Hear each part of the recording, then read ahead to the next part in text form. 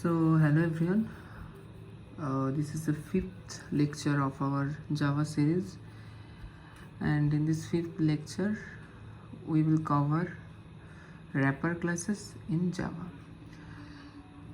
So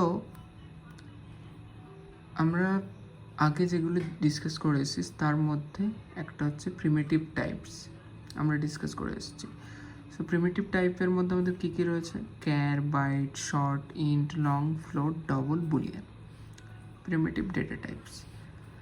দেন আসছে wrapper class. Wrapper class আমরা কেন বলছি? নিচে বলছে when we create object of the class then that is called non primitive types. মানে ধরো কী বলছে, when we create object of the class, যখন আমরা কোনো ক্লাসের অবজেক্ট, ধরো একটা ক্লাস পেনের অবজেক্ট ঠিক আছে, পেন সেটা হতে পারে লাইক বল পেন হতে পারে, বা যেমন এটা হচ্ছে তোমার জেল পেন, তো সেটা হচ্ছে বল পয়েন্ট পেনও হতে পারে, যেমন তখন ওটাকে আমরা কী বলবো? নন প্রিমিটিভ টাইপস। দেন এবারে আসছি এই definition, there is a built in class in Java where every classes corresponds to a primitive type which is wrapper class.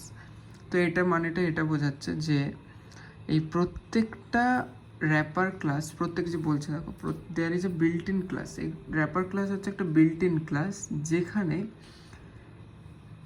দেখো ক্যার আমরা normally char equals to 20, char equals to যেহেতু character সেহেতু আমরা hello লিখতে পারি।